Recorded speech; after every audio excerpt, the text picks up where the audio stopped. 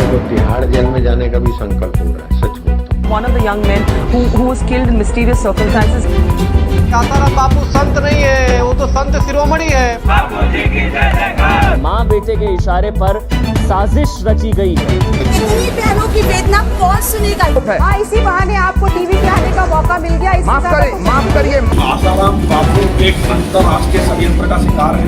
हम टेंशन नहीं पालते, तुम काहे को पालते? इधर बैंक कोए में जो होगा देखा जाएगा। भारतीय संस्कृति का अगर किसी ने दर्शन करवाया है तो वो बापू है। मेरे बापू तो गंगा जल की तरह निर्दोष है। गांधीनगर की सेशंस कोर्ट ने आसाराम को उम्रकैद की सजा सुनाई है। इतना आप बोल रहे हैं, जरा उस विषय पे भी गौर फरमाइए। बापूजी ने देश को, संस्कृति को दिया क्या क्या है, जरा उस पे भी गौर कीजिए। ये भारत की धरती हमारे साधु संतों की धरती है।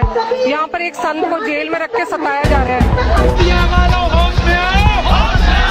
The story of the girl is false. मौलाना आचार्य बोल रहा है कि मैंने एक संपादक के कहने पे ही अपने बयान दिए थे।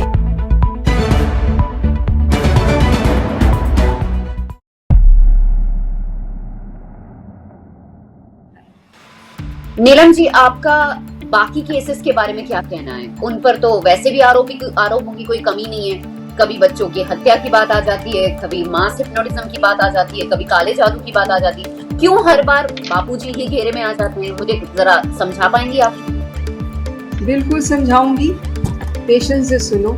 जो काले जादू की बात आई थी, जब वो बात सुप्रीम कोर्ट में गई तो माननीय सुप्रीम कोर्ट ने कहा कि काले जादू, और मतलब जो CIDs हमारे आश्रम में आए, कई बार आए, 1-2 बार 3 बार नहीं आए, कई बार आए, इन्वेस्टिगेट किया उन्होंने। और जब उन्होंने अपनी सारी रिपोर्ट्स कोर्ट में रखी तो वो रिपोर्ट्स के आधार पर सुप्रीम कोर्ट ने इस बात को कैंसिल किया कि ऐसा नहीं हो सकता। ठीक है, तो आपने आरोप, मीडिया ने जब आरोप लगा तो घंटों दिखाया, लेकिन जब वो आरोप धुला तो मीडिया ने नहीं दिखाया। अब आप बोलो कि भैया आप मीडिया पे सवाल क्यों उठा रहे हो? मैं यही बोल रही हूँ कि आप पक्ष रखते हो तो आप अंत तक स्टोरी को कवर करो। अगर आपने देखा कि आग लग गई, आपने दिखा दिया आग लग गई, अरे आग बुझ गई ये भी तो दिखाओ।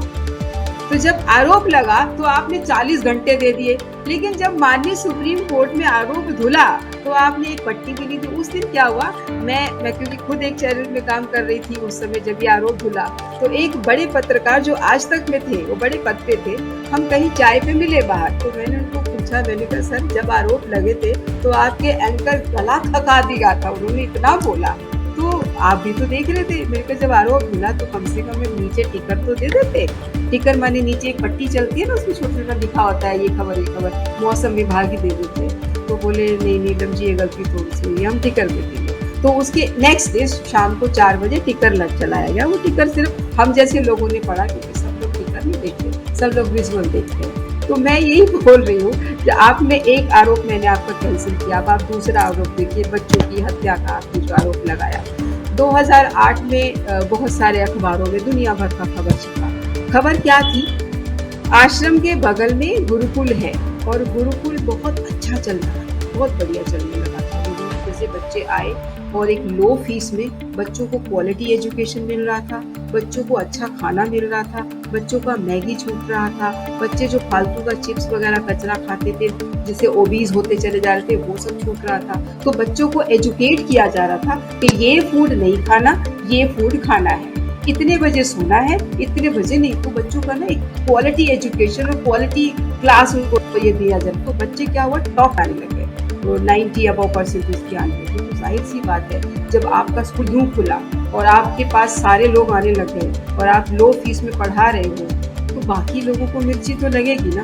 तो ऐसे करते करते हमारे यहाँ पर आश्रम गुरुकुल में एक कोई विदर्भी आदमी आया जो नीडी बन के जॉब करने आया, और उसने भड़का भुड़कू के 2 बच्चों को छुट्टी के बाद निकाल दिया। बाद में जब इन्वेस्टिगेशन हुआ तो वो आदमी भाग गए। ये बात भी हमने कोर्ट में रखी, और जब ये बात कोर्ट में गई, इन्वेस्टिगेशन हुआ, तो फिर उसने वहाँ जाके माफी मांग ली, अपनी गलती भी मान ली। और जब हमारे यहाँ क्या होता है, संतों की खूबी होती है कि आप 1000 गलतियां कर लो और जब आप माफी मांग लो तो संत माफ कर देते हैं। अच्छा, अब वो जब केस खुला तो चैनलों ने धमाधम ये दिखाया इतने साल से अपना गुरुकुल चल रहा है, अभी तक चल रहा है।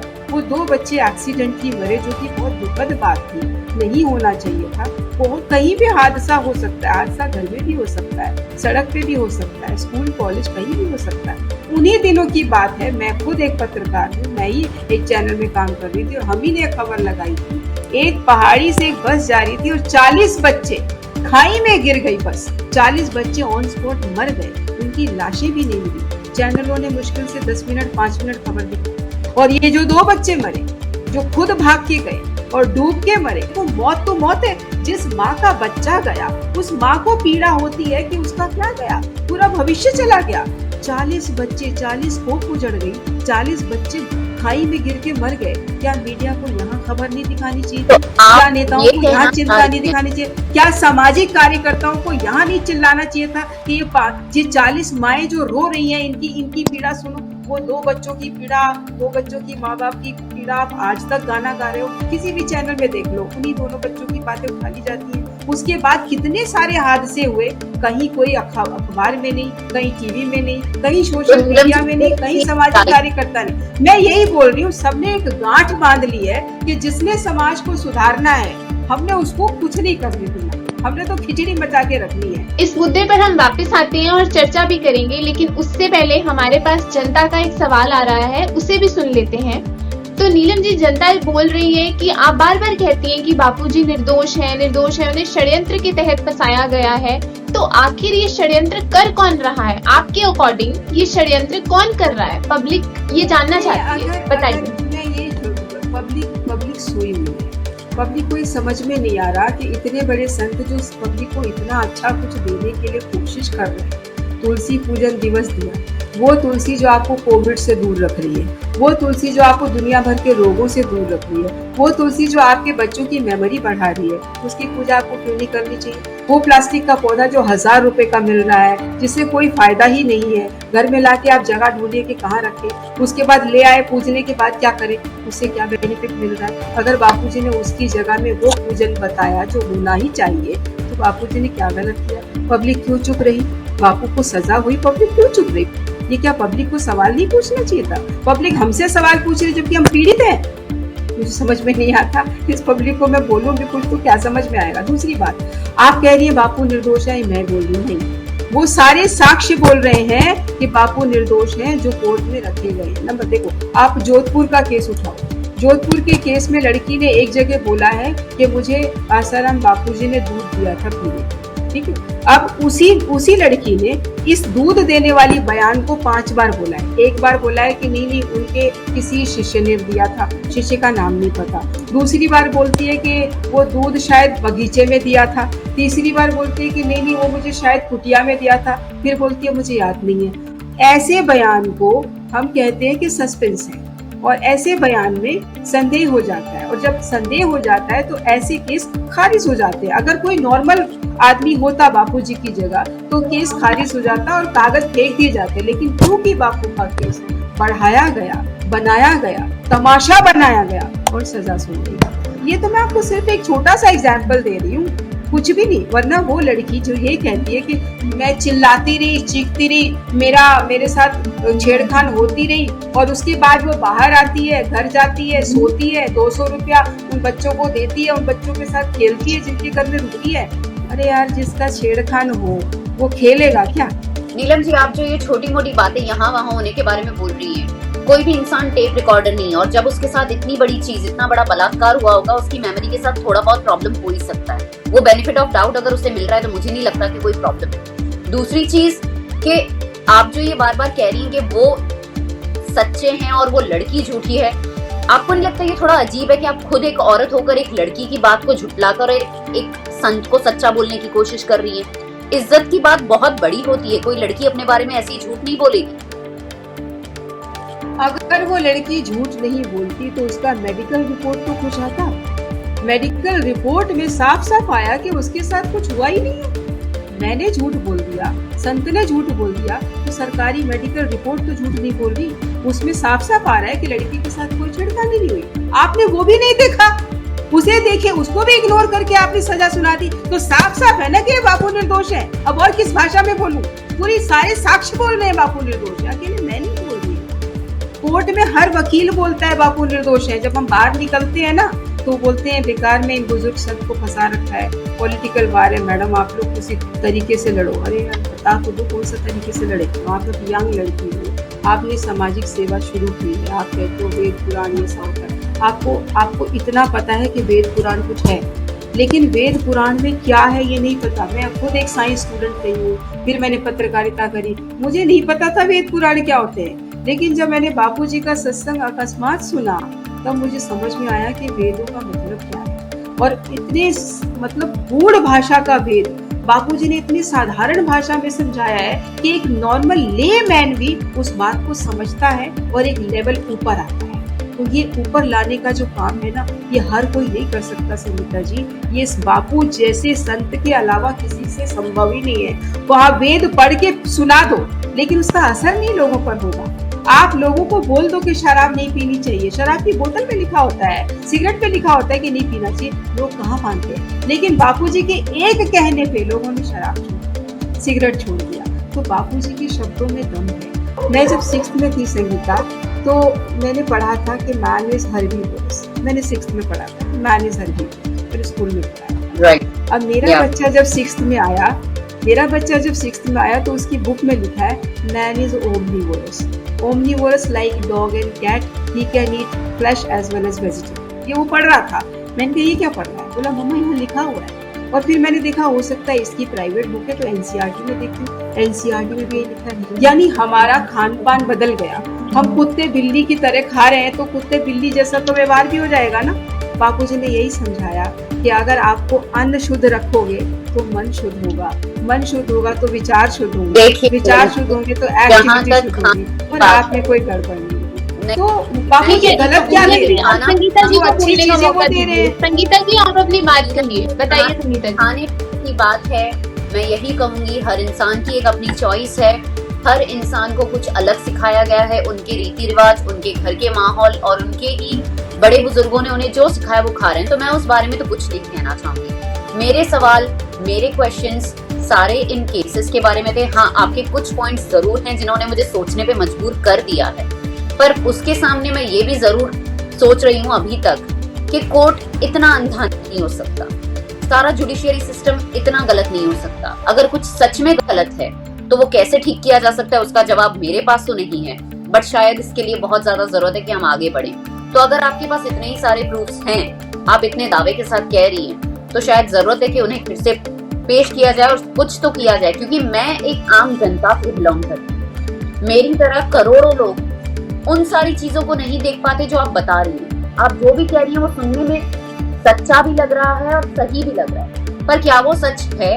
क्योंकि आप मेरे सामने सिर्फ एक इंसान बैठकर बात कर रही हैं और उसके सामने पूरे दिन टीवी चैनल न्यूज मीडिया पे जो दिखाया जा रहा है, मैं उसे कौन से बिना पर झूठ मानूं, मुझे नहीं पता। तो आपको अगर ये बात जो आप कह रही हैं वो अगर लोगों को सुनानी है या समझानी, और अगर ये सच में सच है, कोई और रास्ता अपनाना पड़ेगा। ये कोई तरीका नहीं है नॉर्मल पब्लिक के लिए जो न्यूज मीडिया दिखाती है। हमारे पास कोई भी बात जानने और समझने का एक ही तरीका है, हम एक ही चीज पे बिलीव करते हैं जो हमें दिखाया जाता है न्यूज चैनल।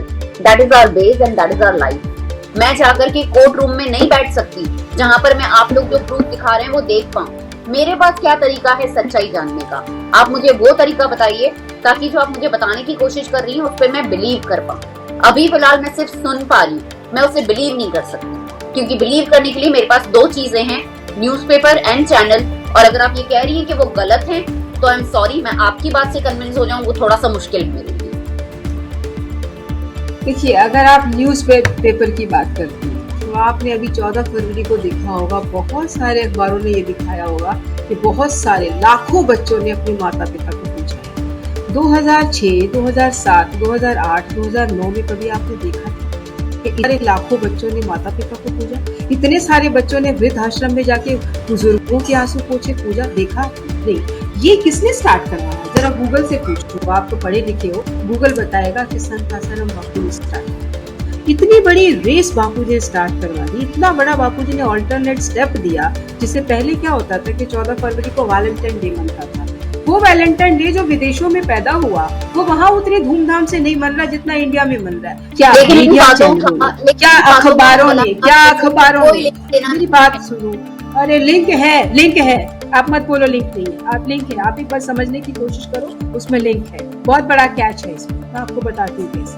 तो जब ये अखबारों को, टीवी चैनलों को हमने जाके खबरें दी कि इतने करोड़ों लोगों ने मनाया, उन्होंने खबर नहीं लगाई, उन्होंने कहा कि ये बेकार है, खबर नहीं, इसका कोई वैल्यू, न्यूज वैल्यू नहीं। हमें ये बोला गया कि इसका कोई न्यूज वैल्यू। फिर हमने क्या किया, देखा भैया ये तो न्यूज लगा नहीं रहे हैं, तो फिर नेक्स्ट टाइम हमारा मैनेजमेंट ने कहा कि ठीक है अगर ये पैसा देते हैं तो पैसा दे दो, मगर इन्हें बोलो कि भाई सारी न्यूज दिखा।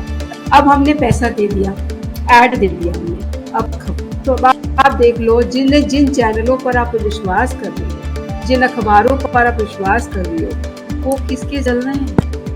देखो तो सही, आज मैं पैसा दे के खबर लगवा रही हूँ तो मेरे खिलाफ जो मेरे खिलाफ खड़े हैं वो मुझसे ज्यादा पैसे दे के मेरे खिलाफ खबर नहीं लगवा सकते।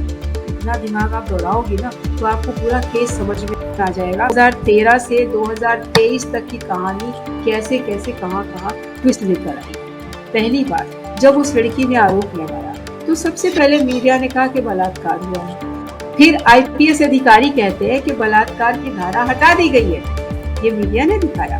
उसके बाद फिर से बलात्कार की धारा लगी, आईपीसी 342, आईपीसी 506, आईपीसी 509 आईपीसी और जुवेनाइल जस्टिस एक्ट की धारा 23 और 26 और prevention of sexual offences against child की धारा 8। बच्ची के साथ छेड़खानी की आईपीसी की धाराएं हैं, लेकिन जो बलात्कार की धारा होती है 376 वो नहीं है। एफआईआर में भी उसने यही कहा था, बयान में भी उसने यही कहा है, मेडिकल रिपोर्ट भी यही कहती है, ये वेरी फर्स्ट डे से क्लियर है।